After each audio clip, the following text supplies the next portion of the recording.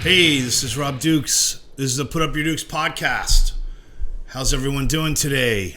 I have been traveling. I went to the Netflix is a Joke thing down in LA, so I was there for a week, and I had such an amazing fucking week. The story I'm going to tell you, it's all true. It all happened, and it was insane.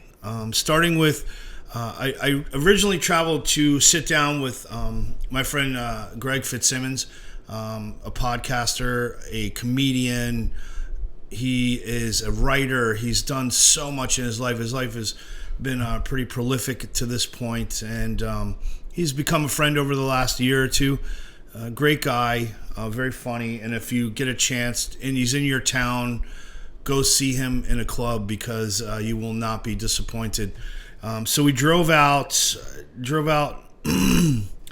and we went to, the first thing I did was I sat down with Greg I got there on Tuesday, had a cigar at a cool lounge Tuesday night, and then went Wednesday afternoon, I sat down with Greg at his house. In his backyard, he had a cool little backyard. We sat at a picnic table, we smoked cigars. We had a relaxing conversation. It was killer. So we went into his career. We talked about other comedians. We talked about music. We talked about it, just shitty moments on stage, good moments, life in general. It was really cool. Dipped into politics a little bit. We dipped into the universe a little bit. It was a great conversation. So as we were wrapping up, Greg says to me, he says, "Hey man, I'm going to do a set tonight at the Comedy Store." I said, "Awesome." He put me on the list. So I went back to hotel, changed, went to the Comedy Store, walked in, right? And they give us killer fucking seats. Like we were not in the back, we were like in the middle, but off to the side. So like we were in line with all the comedians. They were, and it was VIP. It was very cool of Greg to hook that up. We saw Theo Vaughn, who fucking killed. He was really funny. And then Greg goes up and he kills. And before he finished, he said, "Hey, I want you to know there's my friend's in the crowd, lead singer Rob Duke, stand up and say hi to everybody." And I'd never been more uncomfortable in my life. For some reason, in the comedy club setting, and I've done stand-up a few times, and it was more terrifying than anything I've ever done. Lyrics, singing and remembering lyrics was nothing compared to the pressure that I felt when I first got up there to do stand-up. And then when he did that to me, it was unexpected, and I didn't really want to I didn't want anyone to know I was there. I just kind of wanted to just observe. That being said, it was very nice of him to do that, and it was very cool. And then Ian Edwards went up, and I've never met Ian before, but I've known his comedy for a long time, since his New York days. And he lives in LA. He's been in LA for a long time, but I saw him in New York years ago when I was hanging out with Mike DiStefano, and Ian's very funny. And then Eddie Pepitone went up and he fucking killed. And here I am. This is a Wednesday night, and at the Comedy Store. It was awesome. Neil Brennan. What? Neil Brennan. Oh, Neil Brennan went up and did fucking 20 minutes. And he was fucking great. It was just an amazing night. And so then afterward, Greg says to me, he says, "Hey man, I gotta fly out early in the morning." Gives me a hug, says goodbye, gives Melody a hug, says goodbye. Then we went out onto the porch where you can smoke and where you can hang out. And I was gonna have a cigar. And then I got into this conversation with Ian Edwards.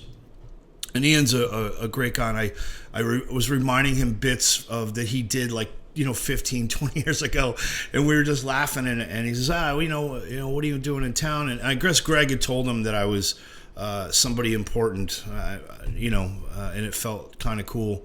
Anyway, Ian and me start having this conversation, and I said, "Yeah, I'm here to see Dave Chappelle at the Hollywood Bowl." So that was my original deal. Was Melody had gotten us tickets to see Dave Chappelle at the Hollywood Bowl for his Netflix taping. And we planned like a bunch of stuff around it. Basically, Greg was the only podcast I had really set up. The other one I tried to set up didn't happen. Didn't matter. Moving forward, standing there with Ian, and I said, "Yeah, I'm here to see Dave." He's like, "Oh, cool, blah, blah, blah." And then he just nonchalantly says, "Hey, man, come with me." And he walks us through the back of the Comedy Store. Now, if you've ever been there, there's like 3 rooms, and there's this long hallway that connects them all. And we walk down the hallway, we see comedians and other people hanging out, and then we walk through the kitchen, and we walk through the kitchen to this back room. And it's a black door, and it just says VIP Lounge. And we have to hand our phones in. So we hand our phones, they put them inside these pouches, and they close them. And then they said, when you leave out front, somebody will unlock you the pouch. Okay. We go inside. The door opens. I walk in, and Jeffrey Ross is standing there. And he's like, "Hey, man." And he gives me a hug and shakes my hand and says, "Who are you?" And I said, "I'm just Rob." And Ian's like, "Oh, he's a fucking singer guy, blah, blah." And then I, to his right behind him, sitting on a chair, was Pauly Shore. Pauly Shore introduces himself. I said, "Hey, man, I'm blah blah blah." We start talking, and then to the right of Pauly was the master himself, was Dave Chappelle, and I shook his hand. He was so fucking cool and sweet, and gave Melody a big hug and a kiss, and just was very. It was just, I can't even explain what it was. Fucking surreal. So for 45 minutes, we hung out with them. It was me, Melody, Dave Chappelle, Pauly Shore, Jeff Ross, and Aziz Ansari was over in the corner, wasn't really talking to anyone, and Ian Edwards. And we just talked comedy. We talked a little bit of music. I told Dave I was a huge fan of his podcast, Midnight Miracle. If you've never seen it, it's something to watch. It's brilliantly put together, with the music they add and the guests and the conversations that they put together. And he said he's just having a hard time keeping it consistent because of getting everyone in the same room. And but he appreciated that, and then he asked me who I was, and we were it was fucking surreal. It was really nice. And then we didn't want to overstay our welcome, so we kind of like just, hey, this has been a crazy experience, and see ya, you know what I mean? So that was it. And then the next day, we went to the Hollywood Bowl, and we saw Dave Chappelle. Opening for him was Jeffrey Ross was hosting a show, and then he said, and my next guest is Bill Cosby, and then Donnell Rawlings came out and killed. Who was the chick's name? Do you remember? It was this female comedian. She has one name, it's like Nelly or something. I don't remember her name. She was very, very funny. I was surprised about how funny she was, and big black woman, just funny as shit. And then the next guest was Pete Davidson, and I'd have to say, I've only seen bits and pieces of his stand-up. I've seen him on Saturday Night Live, and he's always been funny to me. I mean, he's okay. I've seen him on a roast once, and he was very funny. But he was awesome. He did 25 minutes, and he was fucking killer.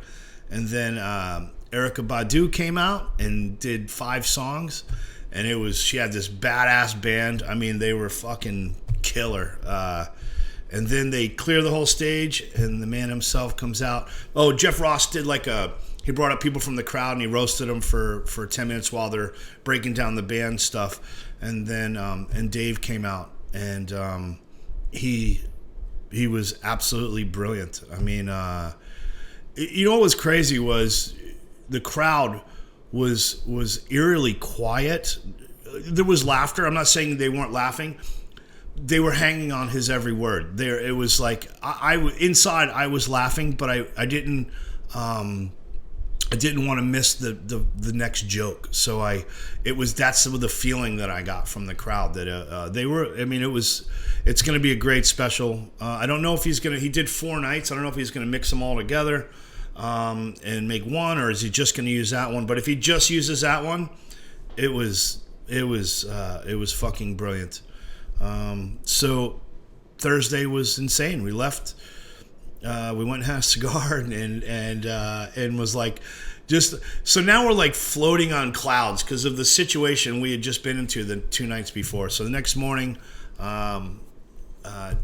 drove up the coast to Malibu, and we put the top down and drove up the coast. We went up to Malibu. We ate at Duke's, which is a great seafood restaurant, right on the water. It was really nice. And then Melody says, there's a rooftop cigar bar right around the corner. Fucking A, let's go do that. So went to this cigar bar, got a cigar, went up on the roof. There's nobody on the roof except Gary Busey. He's just sitting there with a book, and he's got papers, and I walked by him. I said, "Hey, man." He just said, "Hey, man." And so we sit down. And then at one point, Gary Busey comes over to us, and he goes, he looks at me and he goes, "JD?" And I went, "No, I'm Rob." And then he said something incoherent, living up to the Gary Busey narrative. And then he asked Melody her name, and then he said something like, "Never forget, they can never take your name from you." So then we leave there, and then Melody looks at her phone. We're in the car driving back, and she goes, "Big J is playing tonight." I'm like, fuck. So I text Big J, "Hey, man, your show's sold out, but I want to go." He's like, "No worries, you're on the list." Cool. So we go back to the hotel. We change. We go to the Improv, and we see Big J. We saw Jason. What's that guy's name? Jason something. Anyway. He was funny in this. We saw this chick who killed. I mean, this one. Jason Myers, and then the girl, I don't remember her name, but she killed. And then after we were hanging out with Jay, ran into Erica Rhodes. She was sweet and nice. She had just done a set. We missed it, but I told her I just saw her with when we saw Louis C.K. She was the opener, and she was like, "Oh, that's fucking sweet," and blah, blah, blah. We hung out, and then we hung out with Big J a little bit, and then went and had a cigar, went home, and the next day, Saturday, Doug Stanhope at the Avalon. We get up and hung out, went to a good restaurant, and then we sat at this little bar around the corner, and then we went to see Doug, and afterward, Doug killed, of course. I mean, I've never seen Doug not kill. I've never seen him bomb. He says he has, but I've never seen it, and I've seen him dozens and dozens of times. He Henry Phillips opened. He was great. He does a couple things on guitar that are really cool, but his just stand up is just very funny and dry, and he's got this great sense of humor.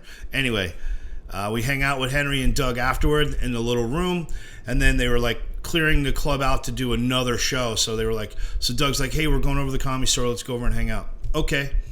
So I drive over to the Comedy Store. We walk in. We weren't going in the Comedy Store. We were sitting on the porch. And what was awesome about this was we were sitting there. I'm smoking a cigar. Doug's smoking cigarettes. We're all hanging out. And every comedian made it their way over to the table to say hi to Doug. He is a legend, of course. And I have to say, he went out of his way to make sure that everyone knew that I was somebody important. Like, he was very cool about that. It was very cool, and I got to meet all these really interesting, cool people. Melody talked to the guy from Parks and Rec, and he was very funny and cool, and just everyone was great, man. It was cool. Big J came by, gave me a big hug, said hi, and then anyway, so it was like this astounding night, and then we drove home, and here we are. So that was the whole week. I mean, it was like one day after day of just insanity, and it felt surreal at so many moments, and I was so stoked that I went and did this. So I sat down with Greg. We talked for about an hour and a half, and I really hope you listen to this whole podcast. Greg is a brilliant comic. He's been doing it forever, and he's a fucking pro as pros come. He's killer at doing like crowd work. I mean, fucking with people, and but he's also very good at doing comedy. And so before I go, I want you to know that he does a podcast on Tuesdays. Comes out. It's Fitzdog Radio. And he does, it's just Fitzdog. You look up for Greg Fitzsimmons and you'll see his podcast. Do that. You won't be disappointed. And then Sunday Papers, he does one with Mike Gibbons, is every Sunday, and it is brilliant. They've been doing it for a couple of years now since COVID. And it's, I don't know, I don't even know how popular it is. All I know is that every Sunday morning I get up and I make a coffee and I listen to Sunday Papers. And then at some point on Tuesday at work, I'll throw on Fitzdog at some point. Anyway, without further ado, this is my conversation with the infamous and lovely and talented Greg Fitzsimmons. My guest today is the infamous Greg Fitzsimmons. Hello, Greg. Infamous. I like that. That can mean so many things. It does. Infamous can mean... you're wanted. I feel like you're on the lam, maybe, if you're infamous. It's weird to think that there's forces that both sides think are so evil right now. I mean, just not to get into politics, but just that the both ends of the political spectrum distrust and hate each other so much with such vitriol. It's hard. It makes you think about human nature and about how clannish we are and how much we need to be subscribed to a group. Yeah. And that group needs to have an other. You know, at one time it was the Irish, right? Right. Before that it was the blacks, then it became the Irish, and then it was Irish and the blacks. Then it was the Italians, you know, and then no matter where you go, it was always something. We've been at war since forever. Yeah. That's why I named my band Generation Kill, was because I come from Generation X. No, I'm Generation Kill. I understand why that guy wrote that book. Right. And I look at it like, you know, I remember when politics didn't matter. Yeah. They did, but not really. Yeah. So I'm a Rangers fan, and I don't like any other team. Yeah. Like, I hate every other team with vitriol, right? And that's how politics has become. Right. People have picked a side, and that's it. Right. And there's nothing you can say or do to convince them otherwise.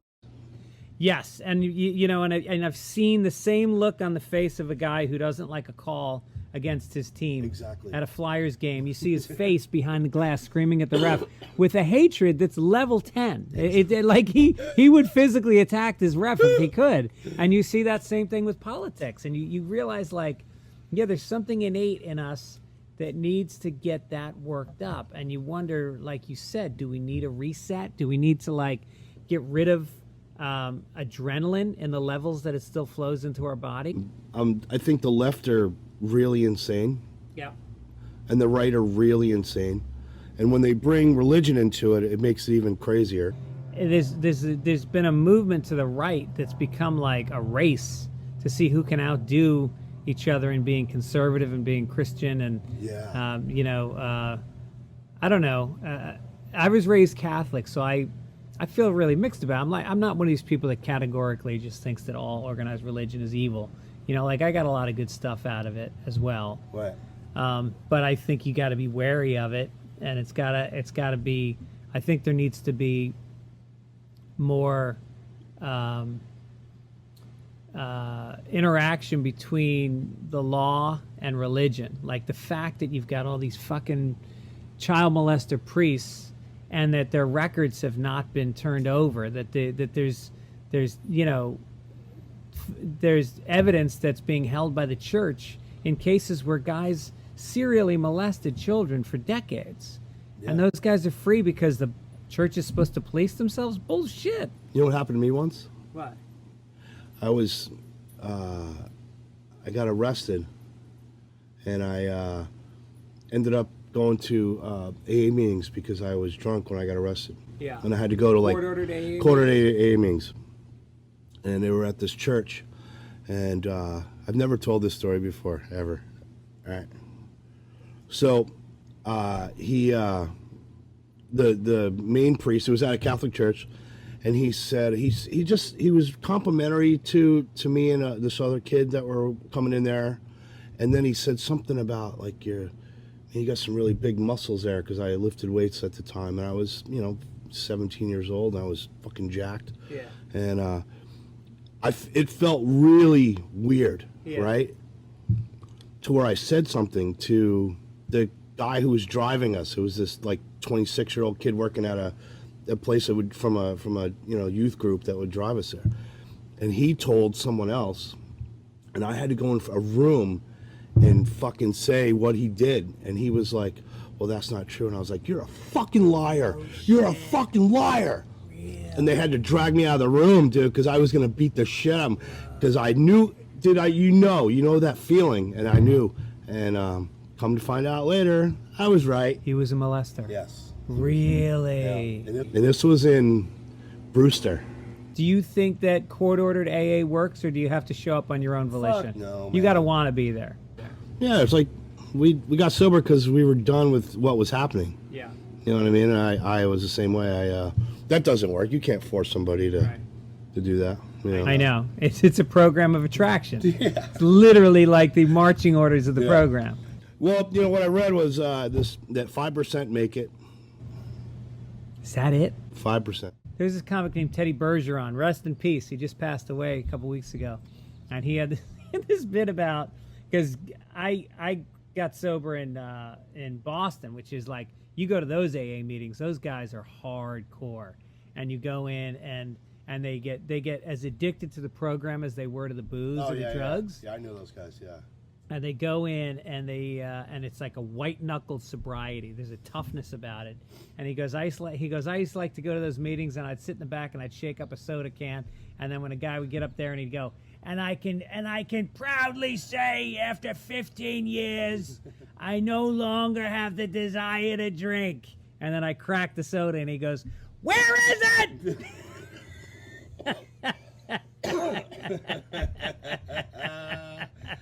I mean, I went to those meetings and I was like, man, I if I'd found softer AA meetings, I might have stuck with it. But these guys were like, blowing a guy for a sandwich drunks. I was not at that point. I went. I used to go all the time. I went for about 10 years, and then I just had enough. But it gives you a good framework. It gave me a foundation to live my life. You know what I mean? I was. I bartended through the first, 4 years of my sobriety, and everyone would give me such shit. Yeah. I'm like, I'm a grown man. I can go buy booze right now. Right. Well, if you're in the, it was like the mindset of people and I knew I was different. I knew I was different than. I mean, that's one of the things. Like, oh, you can't be unique. I'm unique, dude. I know. Right. I was done. That is crazy. I could see the bartending while in the program. That is really tempting fate. Well, I also lived on a tour bus for 10 years with a bunch of drunken nightmares. Yeah. I mean, my band were notorious partiers. I mean, you know what I mean? They were. Coke? Yeah. Yeah. They did it all. Yeah. But you know what's weird for them? And I give them to their credit. When the tour bus pulled into the house, they shut it off. Like they had like this switch. Yeah.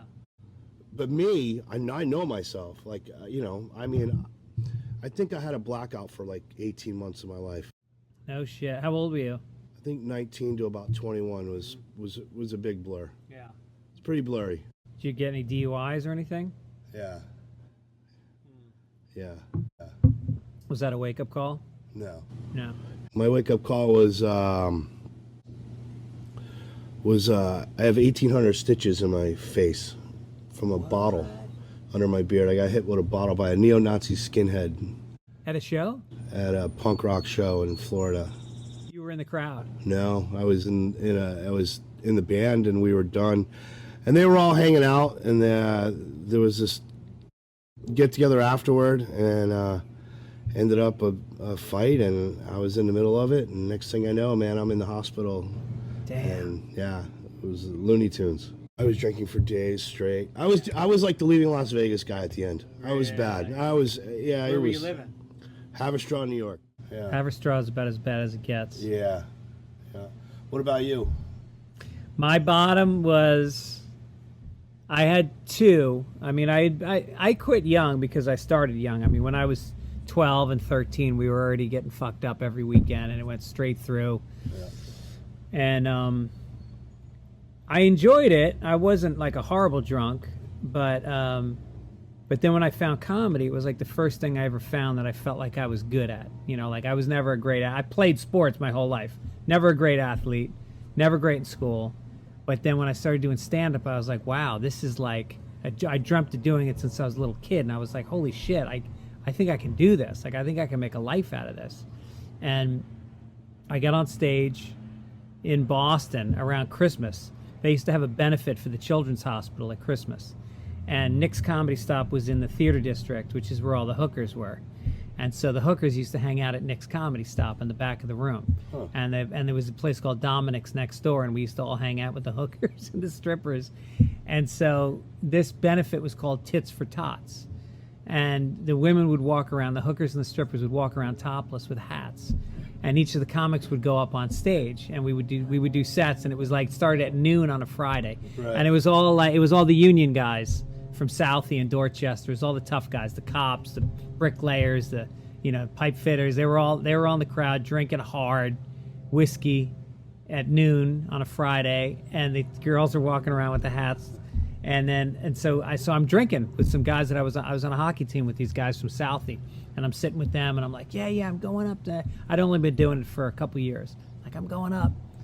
And I'm drinking shots, and we got pictures, and then I go up on stage, and I'm following killers. You know, these guys in Boston, Don Gavin and Steve Sweeney. These guys have been doing it forever, and Lenny Clark, and these guys are the best comics I've ever seen in my life. To this day, they're the best awesome comics. And so I, like an idiot, so I'm drinking, and I go up after Gavin, who annihilates, and I get nothing because you can't drink and do comedy when you're starting out. You just can't. Yeah. And I just bomb, and everybody's staring at me, and people are heckling me, and I'm not even coming back with any responses. And I got off stage, and I was so fucking ashamed, and I felt like, this is it. Like, this is something you found. You found something you can do, and now you're gonna fuck it up like you fucked up everything else with drinking. And it also meant, you can't get to gigs, because being a Boston comic meant you're in Maine one night, you're in Providence the next night, you're in Springfield the next night, and you're driving home every night. And so all these comics that I knew in Boston, the older guys had all lost their licenses from drinking. And so the younger comics would drive them to the gig, and that's how you got work. If you had a car, you'd pick up the headliner, you'd drive them to Maine. And so that was it. That was the last drop of alcohol I've had in my life. December 6th, 1990. Mine was March 13th, 1993. Yeah. I used to drive auto to gigs. Oh, no shit. Yeah. Oh, that's amazing. So I met him in 94. And he didn't drive. He didn't have a car. Didn't have a license. Yeah. Was a total fucking he was an insane person. Where do you live, in Jersey? He lived in Jersey. He lived in Hoboken. He lived with Chips. Cooney? Yeah. Oh, the greatest magician of all time. So I used to hang out with the two of them. And so. Did anyone ever make a documentary? They're making one now. I think I heard that. Yeah. Yeah. I'm surprised. I mean, I know there's the one documentary about the Boston guys, but it didn't really go into it too deep. No. As far as, why do you think those guys missed? Why do you think they didn't? I mean, Lenny did some acting, but I think it was a big fish in a small pond kind of thing. Like, during the 80s and the 90s, these guys were going out and they were making good money. They were getting paid cash. They were doing drugs. They were getting laid. They were sleeping in their own bed at night. And they walked on the street. And in Boston, they were celebrities. They were a big deal. And so they each kind of ventured out. Like, some would come to New York and some would come to L.A. for like a couple weeks and stay on a comedian's couch that they knew and try to go out on auditions. And they would, it's fucking humbling. Leaving Boston is humbling. When you have to come to New York, you got to start at the beginning again. You don't just move straight into the film industry because you moved out. Yeah. And I think that they didn't want to take that step. They didn't want to eat shit. And you know what? And I don't blame them. It's a great fucking life. You can play golf every day. You can live in your own house and be around your family that you grew up with, and moving out here was kind of tough. Like I miss my family. I miss that I didn't grow up with my sister and my brother. I have my kids grow up with their cousins, and it's a big sacrifice to come out here and get involved in this business. And at the end of the day, like, what did you gain that you couldn't have had if you just lived maybe a simpler life? I mean, you're not gonna make the same kind of money, but you're also not gonna have to be at the mercy of an industry as much. But that goes back to your legacy, because your dad left a legacy behind. Somewhat. I mean, he was before the digital age, so there's not a lot. I just had a guy reach out to me who's doing the history of radio in Ohio, and my father kind of started in Ohio for a little while, and he was trying to hunt down some pictures of him and some stuff. But like, I don't know. I'm not a big believer in. I'm really just about having a life that's what I want it to be, like to be able to be creative and to write new stuff and to go on the road and to make a decent living and communicate with people through the podcast. But I don't really care if anybody knows about me in 20 years, 30 years. That's interesting. Yeah, I don't know. I don't know if that's a shortcoming or if I don't know if that's good or bad. I want people to respect me now. But then when I die, give me a good Irish wake and call it a day. I think you're highly respected. I think no matter who I talk to across the board, when your name comes up, everybody, a big grin comes across their face. That's nice to hear. Yeah, man. I love to hear that. Yeah. Now, so I was hanging out with Otto in the early '90s. Never thought to go on. It was one of those things that I felt. To me, it was like, those aren't humans. These aren't human beings doing this. Like, it never occurred to me that they were just regular people. Even though hanging out at Otto at the diner was more fun than going and watching him do comedy. Right. I mean, he would kill us at the diner, and Mike DiStefano, before he passed away, Mike was the same way. Like, hanging out with Mike, I'd rode motorcycles with him. We'd hang out, me, him, and Geraldo, and we'd go down to the cellar, and then we'd run up to the fucking, to Midtown, to Caroline's, and then we'd find a little fucking shithole in a hole in the wall in the basement somewhere and do a set there, and then back to the cellar for food and to close out the night. Yeah. And I did that with him for a long time. And he always was, dude, just come up, write 5 minutes, just go up, do 5 minutes, and I was like, no, there's no fucking way. Yeah. And the first time I did it, without a band behind me and had a microphone in my hands, dude, holy shit! I've sang in front of 120,000 people. This 50-person crowd was the scariest thing I've ever done in my life. To try to make them laugh. Yeah. You know what I mean? And it was I had one joke, and it wasn't even a joke; it was a true story, and I just told it. But for my listeners, if you go read his book or listen to it on Audible, because his story is awesome. But fast forward, you grew up in New York, troublemaker, partier, you go to Boston University, you get a degree, you start doing stand-up while you're in college. Right.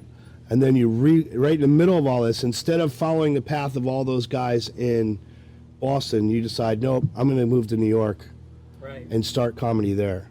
Right. But you didn't know anybody but Tom. And we're talking about Tom O'Neill.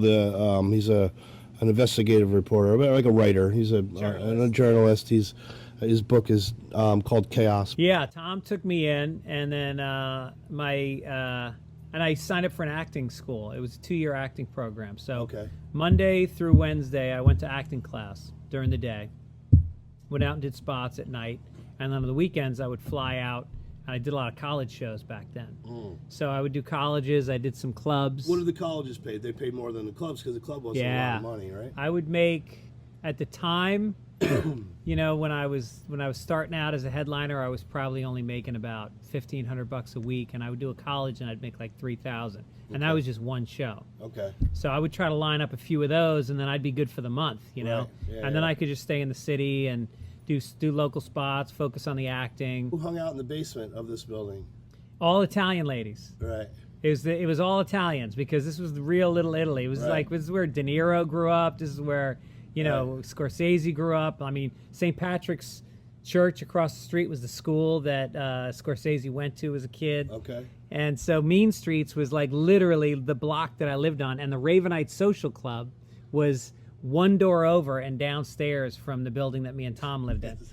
So I got to know Tom, and Wednesday nights was the night when the family would all meet at the Ravenite Social Club. So you'd just see limos parked all down Mulberry Street, and all these like Italian guys in the the shiny suits walking up and down the street, and it was a scene.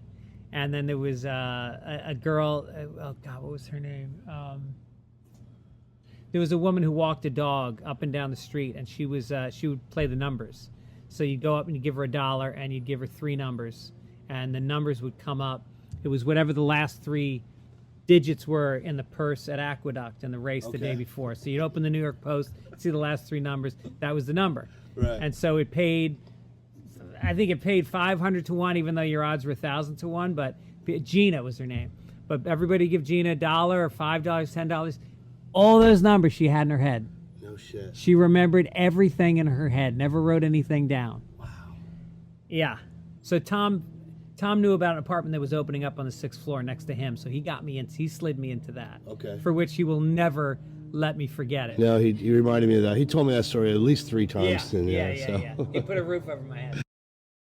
And so I moved in there, and you'd walk upstairs, and everybody kept their doors open. And these are old Italian women. Their kids had moved out. They wore house coats, and they cooked. They would. It's the best. They'd give you a plate of pasta, and they'd say, because they'd always overcook more than they needed. Yeah. And so and then you got to know all the women and the old guys, and the couple that we rented the apartment from was Gladys and Tony Rago, and their son Gregory had gone into construction and done real good, and he bought them a condo around the corner to retire in.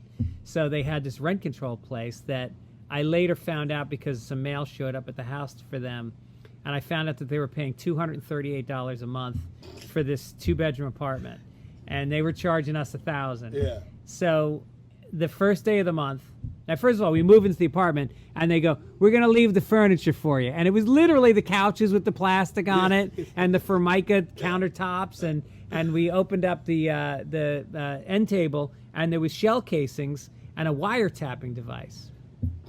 So anyway, first of the month, we'd go around the corner to Tony and Gladys's place, and I would give Tony $700. They wanted it in cash. Right. Give Tony $700. They go, and he'd make me a cappuccino, and they'd have like cannolis, and you'd sit. It would be like a whole sit down every month to give him the rent. So I'd give him the $700, and then when he would go in the next room, I would slip Gladys the other $300 because that was her bingo money. Tony don't need to know about that. And she'd go to St. Anthony's on Sullivan Street, and she'd go to bingo on Tuesday nights, and then St. Patrick's had bingo on Wednesday nights. Yeah. And that was their big gambling. And you were doing comedy. So now you're running around doing comedy. Were you running around to all the different clubs? Stand Up New York, the Comic Strip, Caroline's, New York Comedy, Comedy Cellar, Boston Comedy, and then like you said, little shitholes would pop up that you'd wander into. So during this time, I mean,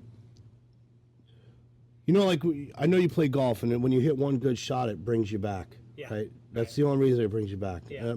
The last time I played golf, I didn't have one good one, and I haven't played since. So I just, Anyway, when you ate shit with comedy, explain to because most of these people watching are metalheads, but I'm trying to get them into comedy because they need to. Because in my humble opinion, metalheads are they only like heavy metal, so I've been trying to expose them to other things, my fans at least, and then. Try to expand them into comedy if they've never. Some of them like it, but comedy I think is one of the truest art forms, along with painting, because comedy, you're only liable to yourself. Yeah. Like when I sang, if I did something fucked up, I had 4 other people's lives in control. I couldn't. There were things I had to be wary of. Right. I mean, but when you're a comic, you're really just you're out there for yourself. Right. So when you eat shit, what made you go back? What was the? I think it was like maybe comics have a mindset of like, you know, if you're a kid in a playground and you get beat up by another kid, you either don't ever go back to that playground or you come back the next day with a vengeance and go punch that kid in the face.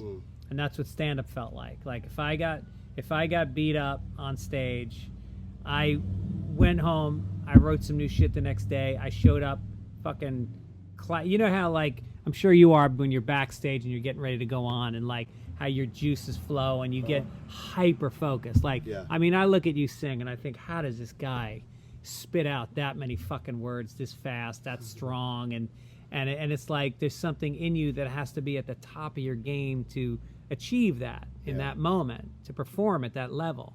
And I think the getting beat up brings those juices up even more. And I always find that the best sets I have are the ones right after I bombed, because I came back with something to prove.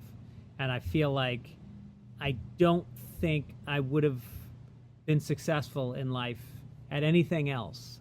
I had a pretty good career writing for TV. But that was kind of a fluke. That was just because I was a stand-up. I never would have gotten any of those jobs if I wasn't a stand-up. I got hired because they knew of me through stand-up. But like, I really didn't have a plan B, and I think people say that about your dream is don't have a plan B. And so when I got off stage and I bombed, it wasn't like I went, all right, well, fuck it, I guess I'll sell paper for my cousin. You know, he's got that business in Bethesda, Maryland. I'll move down there and I'll make my 40 grand a year and call it a life. There wasn't even that plan. It was just this is it. I totally get the no plan B. I didn't have one either. You know, I didn't have one. Being around, I think that's the other advice that I've heard that I think is good is be in the place you want to be. You know, don't, if you're choosing between two jobs and one of them is going to be in a recording studio, but you can make more money working at a guitar store, but you want to be doing tech, then take the lower money, but in the place that you want to be. Like the comics that used to hang around the store, like the big job to get as a comedian in LA is as a doorman or a parking attendant at the Comedy Store. Because you're there, and if a comic doesn't show up, they grab you and they put you on stage. So you don't make shit. You don't make any money, and it's a crappy job, but you're around the other comics. You get to know them. You get to go on stage. And that's how it was for me in New York. When I first got to New York from Boston, I didn't pass in at the Comic Strip, which was like the main club at the time. The store wasn't as, the Comedy Cellar wasn't as big a deal when I was in New York. It was a great club and it was a great scene, but the Comic Strip was really like the spot. That was the most prestigious place to be passed in at, because that's where, like, you know, Chris Rock was there a lot, and Seinfeld, and so I didn't pass in there, but I used to get in my car when I lived in Boston. I used to get in my car after my show on Saturday night, and I would drive to New York. I'd sleep on people's couches. I would go to the Strip. I auditioned and I didn't pass, but he said you can hang around if you want. And so I would sit there until 1, 2 o'clock in the morning. Maybe I'd get a spot, maybe I wouldn't. But I'd get to know the owner. I gave him his space. I wasn't in anybody's face. I just hung out. I was pleasant. And then eventually I got in, and he actually apologized to me. Years later, we were close friends, and he goes, I got to apologize to you. He goes, I was really rough on you. And he goes, God bless you. You just kept showing up. You just kept showing up. And that's what it is. I mean, whether it's, you know, whatever it is you want to do for a living, just if you're the guy that shows his face, and again, don't be in people's faces. Just be there. And show that you're a quality person and that you're committed to this craft, whatever it is. And people will start to give you a break. So I listen to Sunday Papers every Sunday morning. That's my coffee. I'm your number one fan.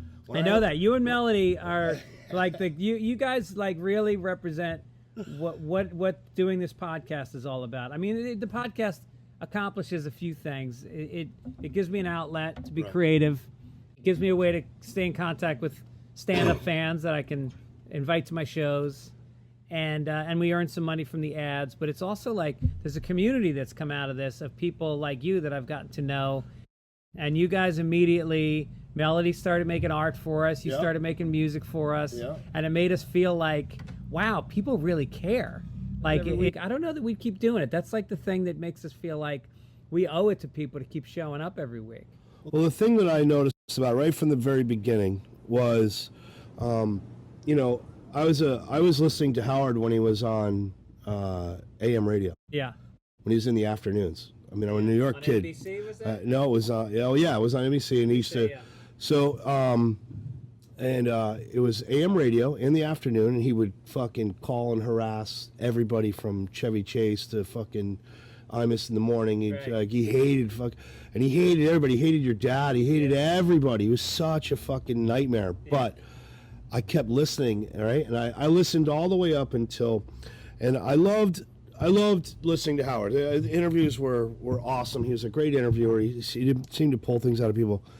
But my favorite part of the show from the beginning was around 9 o'clock when he would start the news with Robin, and he would have, I thought that when I first found Sunday Papers, that's what you grabbed. You grabbed that hour that I used to really love, and you guys every week seem to bring. I mean, you only do a certain number of stories, but you do them well. Now, you and Mike, is it off the cuff, or do you write jokes beforehand, knowing that you have the story ahead of? Like sometimes you do, or sometimes you don't. You know, I write the script. Okay. Mike doesn't do shit. Michael add like 3 stories the night before, but I'll usually write the script on a Tuesday. I'll put out the template for the script, which is it'll have the logo in it, it'll have the theme song in it, it'll have the what happened this day in history, it'll have all the mail that I've weeded through. I go through the mailbox. God, that's got to be a lot of work. And then we'll start pulling stories, but we really don't even put the stories in until the night before. And then, you know, with the idea, we always think we're going to put them in a couple days early and we're going to write a lot, but we end up never writing. We end up like seeing the stories, and then, you know, maybe we'll have like once in a while it'll be a story that's such a perfect premise that you'll get a bunch of quick hits on it, like real jokes, like almost like what you would see in a Colbert monologue or something. Right. Like we'll think of some of those, but for the most part, they're just stories that I think lend themselves to us having a strong opinion about them. Yes. You know, it's a lot of stuff about transsexuals or race or sex, and you know, things that are, you know, that get me excited to talk about. People have strong opinions about them either way. For people out there, Sunday Papers it's my favorite podcast. It's every Sunday, every Tuesday. I listen to Fitzdog and I listen to Sunday Papers. Awesome. And I went back and listened to all the old ones, which was who's the guy that I was really surprised was really funny. TJ Miller. Oh, yeah. He was because his stand-up. I mean, honestly, I wasn't. It's a little experimental. Yeah, I didn't get it, but on the podcast, he was fucking brilliant, and he told you that story about you being such a dick to Pete Holmes and him when they were having. And I just when they were in the green room at the club. And somebody says because he's kind of an asshole. And I go no, because when you're about to go on. Like, I need that 30 minutes. Yeah. Get your friends out of the fucking backstage. Yeah. Everyone, let's put on some music and mellow out and, like, you know, and I know the feeling of going, like, it's like you got to turn that thing on. Yeah. And, but I get it. But that was a great fucking story. I just had Pete on this week again. Yeah. That's funny. Yeah. Hey, you guys mind? You mind stepping outside for a minute? I mean, if it was Colin Quinn and, you know, Nick DiPaolo, I would have been like hanging out. Right. But these were like, at the time, these guys were like just starting out. You don't come in the headliners green room when you're just starting out and talk about your fucking careers. Yeah. So you're in New York doing comedy, right? How did you end up on MTV? Well, I was on the road. I was doing a college, and I got a call from my manager, Dave Becky, and he said, MTV wants you to host a game show. And I was like, at the time, I kind of like felt like I had just done the Montreal Comedy Festival, and I'd gotten real lucky. I did a few sets, and the right people were at the shows. No shit. And I left the Montreal Comedy Festival in '96 after like being a struggling comic making no money. Right. So like overnight, I had a Letterman spot, I had a manager, I had an agent, I had a deal with Fox for a sitcom. Wow! All in one weekend. How long was your set? 8 minutes. And you've been working on that for a couple years. I've been doing comedy like 7 years at that point. And so, but people didn't know me because I was a Boston comic. Okay. So like the industry hadn't really seen me. Okay. And so at the time, it was when Tim Allen and Roseanne and Cosby and Brett Butler and like everybody had sitcoms, and they were very hot on signing stand-up comics to development deals. So I got signed to this deal, and so then when he offered me the game show, I was kind of like, I don't know, do I want to be a game show host? But then again, it's MTV, so it could be fun. And it was the guy. Do you remember Remote Control? Yeah. It was the guy that created Remote Control, Mike Dugan. So I was like, all right, I'm in good hands. Yeah. And so I did it, and then I was kind of an asshole for a minute because the success, I wasn't really ready for it, and I got kind of a big head. How old were you? I was like 28. Okay. And so I had this interview with Time Out New York, and this woman interviewed me, and she kind of sandbagged me because she used stuff that wasn't during the interview that I had said off the cuff about. It's like, yeah, I don't know if I really want to be hosting a game show, and I really rather be. And man. she printed that in the article. That's like that's like going, oh yeah, the writers of the show suck. Right, when you're the actor, Yeah. like you're fucking done. Yeah. So the show, we did 1.5 seasons, and then we got canceled. And I think me saying that had something to do with it. So my friend Emmy lives right around the corner from here. Emmy Laybourne. Yeah, she lives right down the street. She does? Yes. No kidding. Yeah, I'll hit I him up got when to we leave. connect with them. Yeah. I'd love for her to be back in my life again. Talk about what a writer's room is like. So you have, 8 to 10 people? Yeah, it depends on the show. I mean, I've written on shows that had 12 writers. I've written on shows where it's me and one other person. It depends on the budget. Is it cutthroat? No. Okay. No, it's not. I don't think I've ever been in a writer's room that I would consider cutthroat. Even Bill Maher's? That might have been the closest to cutthroat. Okay. But still, it was like, not really. I mean, the guys, it wasn't so much cutthroat as that when I wrote for them, I came on and there was already a staff of guys that had been writing on the show for a few years, and I think they'd already won an Emmy Award, and so they were the shit. That was the show. And so when I got on, I was trying to. Bill said, he goes, just so you know, like most of these guys have been here from the beginning, and people have come in and not lasted. It's like getting on a moving train, So I came in and I only lasted. I think I lasted about 9 months or so, and then he was like, it's not working out because I wasn't.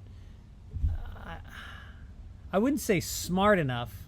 I didn't know enough about politics to really contribute in a way that some of these other guys really could. Huh. It's weird because you're super smart. Yeah, I don't know. I think I was also distracted because I was going out and doing stand up every night, and I was flying out on the weekends, and I think I was lighting the candle on a few different ends. Okay. But they were good guys. Eric Weinberg and guys that are still writing on the show to this day. Oh shit. Yeah, 20 Chris plus years. Case, Billy Martin. Those guys have been with him for all these years. Huh. It's a loyal crew, but it's tough to get in. Yeah. Yeah, I think it's like, probably Jimmy Kimmel's writers are kind of like that. I think his guys have been with him for a long time. Do you think it's easier to be a writer than a stand-up? I think it takes more politicking to be a writer these days, because, you really have to like play the game. And a lot of times I was contrarian. I would sometimes be the guy going like, guys, this is hack. We can't do this. And when you say that, you're talking about somebody's joke or somebody's script. And I always felt like, I don't want to do shit. Let's do something that's good, And so you burn bridges. So like I think I burned some bridges. Yeah. As a stand-up, you can do that. People rejoice in you doing that. Yeah. People like that you're calling bullshit on stuff. Yeah, I used to do that too. Yeah.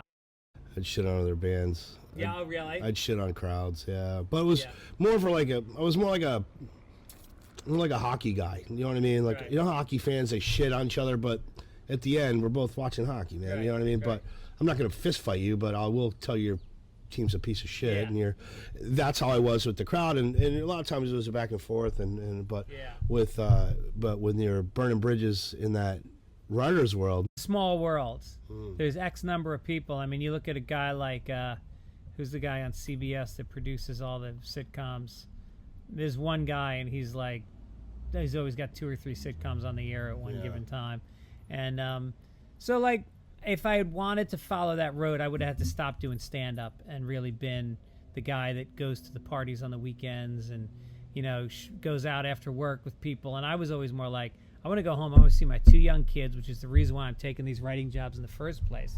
Is I don't want to be on the road all the time. I want to be around and be, live my life and be in this house and so so I don't think I was there 100%. I think I've kind of like hedged my bets in my career, which is why in some ways like I probably would have been further along in stand-up or writing if I had just done one. But I liked having the balance of going like, I don't want to have to take a job writing on a show that I hate, and I don't want to go to a club in Ontario, Canada that I don't want to be at because I need the money. So I was able to play them off each other and just cherry pick the gigs I wanted from either world, but it kept me from rising up to being like, an executive producer on a TV show or a guy who was doing theaters and stand-up because I had really given it everything. When you were working on Ellen, I know that was a big money gig, right? It was good because I was a producer, and then I also did the audience warm-up. Yeah. Which was a whole separate paycheck. I love that story. They said to me, I didn't want to do it. They were like, Ellen, there was some test shows before we went on the air. We were there for like 3 months before. How long did you work for Ellen? 2 years. Okay. So I was there for like 3 months before the show aired, and we were just coming up with ideas. We were doing test shows with fake audiences. And so they said to me, Greg, get up and warm up the crowd. And because I had done that, that's how I got my writing job with Bill Maher, is I was his warm-up guy. Okay. And he liked my material, so he gave me a writing job. Okay. So I knew how to do warm-up somewhat. And so I would do it for the test shows. And then when it came time, she had looked at tapes of a lot of different warm-up guys and didn't like anybody. And so the day before, the executive producer comes to my office and goes, Ellen wants you to do the warm-up. I go, I'm not doing the fucking warm-up. And they go, well, it's an extra... It was like $3,000 a week on top of my salary. Just walk out there for 10 minutes, Rob. 10 minutes.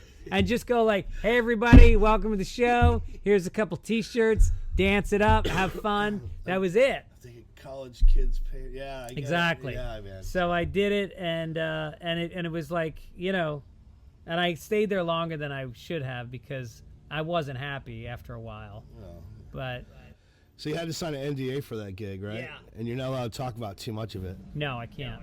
Sucks because I'm sure once the cameras are off, I'm asking, right? I'm getting. I know that it's fucking Looney Tunes. So. As far as writing though, like I think it's something that kept me from burning out with stand-up too. I think if I had just done stand-up nonstop, because it's been 32 years, like I don't know that I would have any passion for it anymore because I would look at it as just a job. Did you write everything out? Was everything calculated, or was it any time where you were just walking up with no plan? I think it's like you make a plan and then you fall back on the plan if you need it. I mean, ideally, what you're doing is the way to do it. Is like be in the moment, be honest, be truthful. What's the given circumstances that I'm in right now? There's like I can hear the fucking band playing in the next room, and this woman is drunk, and the waitress just spilled a tray, and that's what people are experiencing. And if you're ignoring those things, they're not gonna really buy into you. If you just go, and which isn't to say there aren't comics that go up and just deliver material that's great. I'm not that guy. Okay. I've always been in the moment, and I've always written a lot, and I've always got, to this day, I've always got a piece of paper in my back pocket that's got bullet points for jokes that are new that I'm trying. Okay.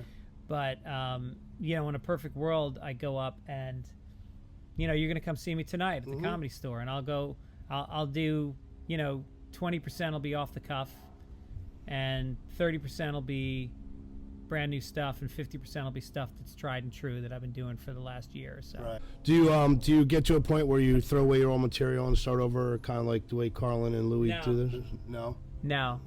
I don't believe in that. I think if I've been working on a joke for years and it kills, and all of a sudden I'm talking to a guy in the crowd and he's from St. Louis, and I've got a 3-minute bit on St. Louis that's from 15 years ago, I'm fucking doing it. I get it. You know what I mean? Like, those are my weapons. These are my tools in my belt. Yeah. And so I don't think, I also don't have the kind of audience that I'm not putting out a 1-hour special every year. Okay. So it's not like I'm burning that material in front of the whole country, and then when they come out and see me, they're going to be like, hey, why is he doing that? Okay. Yeah, I've only done, I did 2 half-hour specials on Comedy Central, and then I did one 1-hour special that was on Comedy Central and Netflix. Yeah. And then I did a CD at one point, and that's it. I haven't really put out a ton of material. Like again, like I don't care about my legacy. I just like doing shows. Huh. And now it's like I record. I was getting ready to do another special before the pandemic started, and so I recorded an hour that I did in Portland because I wanted to show it to Netflix and Comedy Central and see if they'd give me a special. And then the pandemic happened before, and I was like, wow, I'm not going to be recording anything for a year or two. So I just took that set there and I just released it like 2 minutes at a time all year. Instagram, yeah. I just put it out on Instagram. And so instead of having a special, I put that same material out piecemeal. And I think that's what I'll always do from now on. I don't know if I'll ever put out another hour special. I'm weird. I'm the guy, I can listen to specials over and over again. Yeah. So I can listen to the same material over and over again and enjoy it every time. Yeah. You know what I mean? But I like that you've made your career the way you've wanted it. That's fucking genius, dude. I feel like, I think I was pretty good about, I think, taking what came my way. And somebody early on gave me the advice of just work. Yeah. Don't be one of those people that like sits on their ass for 3 months waiting for the perfect project to come along. You just work. And so like, I've written on a lot of black shows. That was like my niche when I first started. I wrote for Jamie Foxx, for Wanda, for Patrice, for Cedric the Entertainer. And I don't know why, because I'm not black and I'm not really immersed in black culture. I'm not like a hip-hop guy or whatever. Right. But in Hollywood, whatever it is you start as, that's what you get known for. And so I didn't seek that out. It came my way and I embraced it. And then Ellen came along, and I would never set out to write for a daytime talk show. And I said, I love her. I think she's a great stand-up, and I embraced it. And so I think that's kind of what's exciting about this business, is that you do get a lot of different kinds of opportunities. As a stand-up, you get seen as a writer, you get seen as a host, you get seen as a producer sometimes, and so or talking head. Like I did a lot of talking head stuff. I was on Best Week Ever for 5 years. Then I did all the I Love the 80s, I Love the 90s, I Love the 70s. I've seen all those, And then, so I've always just been like, hey, whatever comes my way, if it sounds like fun, I'll do it. I didn't really have like a plan. And some people, I'm jealous. Some people are more mature and more, maybe have more self-knowledge about what they want out of the business, and they plot a course and they stick to it. But I think I've enjoyed just being the opposite way and just kind of like using whatever comes along. Do you have a memory of the worst gig you've ever did? I did a New Year's Eve gig in Worcester, Massachusetts, and it was at a disco. It was like a nightclub disco kind of feel. And I'd only been doing comedy for about 4 years.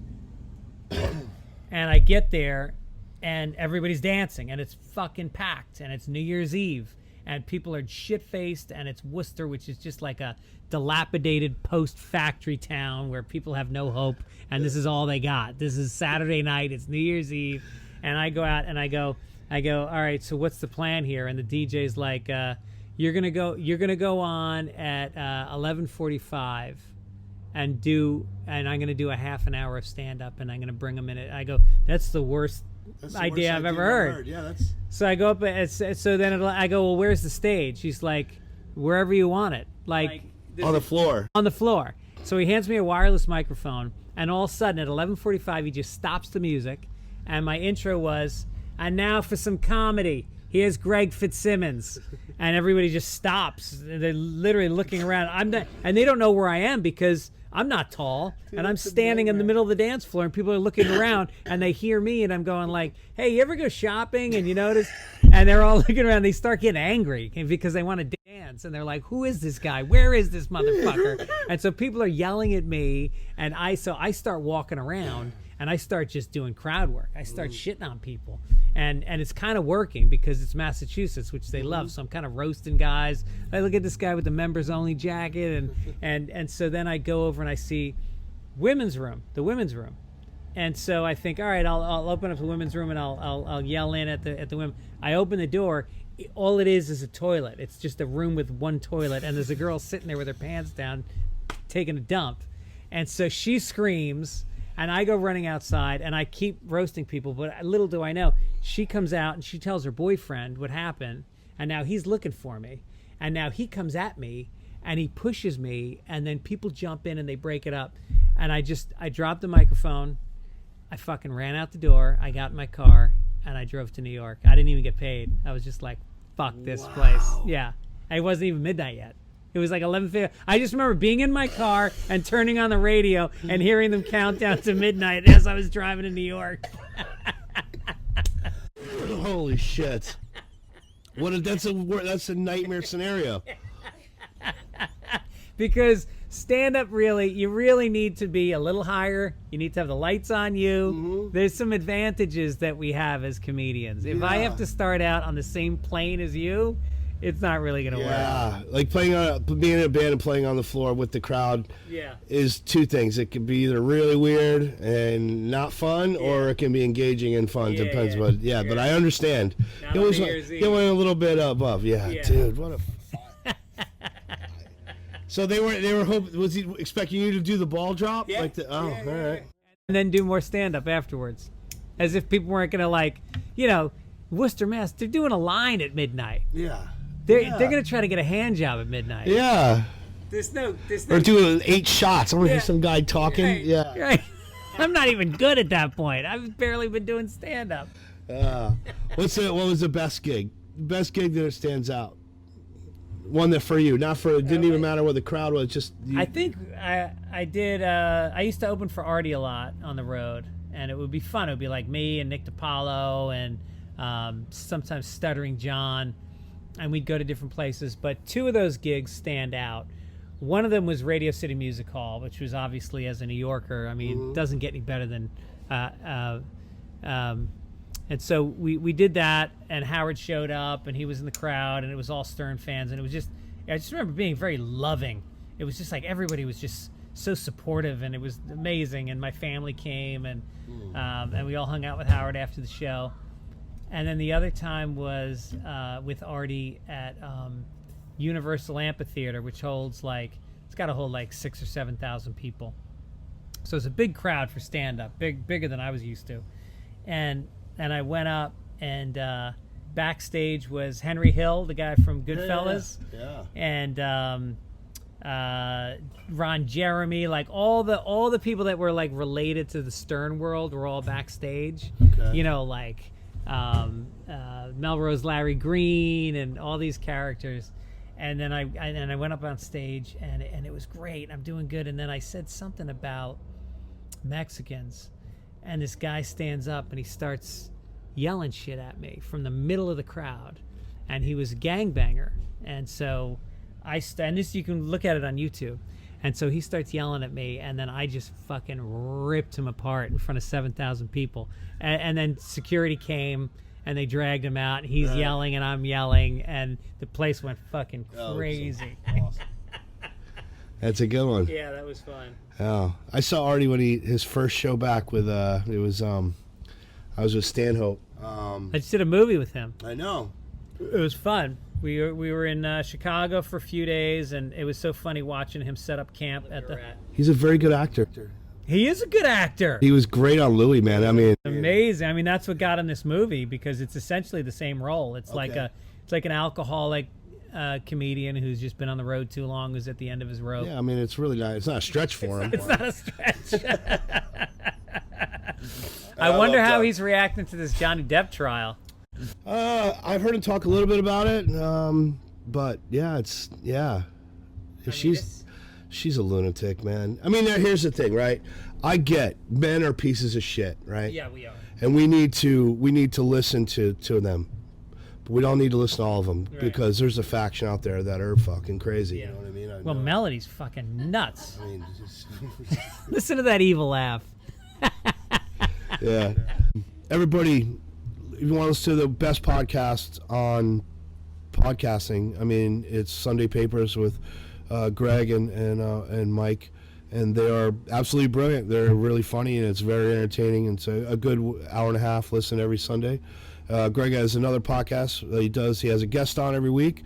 Sometimes he does one by himself, which are my favorites, or he just talks for an hour and rambles.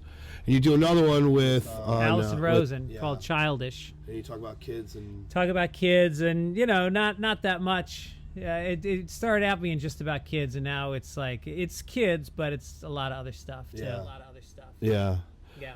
And he's always on the road. So if you go to fitzdog.com, you can go check out all his dates. I always retweet them and repost them, and whenever Greg's. Yeah, that's always nice. I see that. So if you're in the town that Greg's coming to, I highly suggest you to go see him live, and he'll. If you sit close enough, he's probably going to break your balls because he's really good at crowd work. Especially if you have an overgrown beard that looks like it hasn't been groomed in a little while. One of my favorite comedians, so thank you, Greg, for doing this. Thank you, it's an man. honor, man. Yeah, thanks for coming to my home.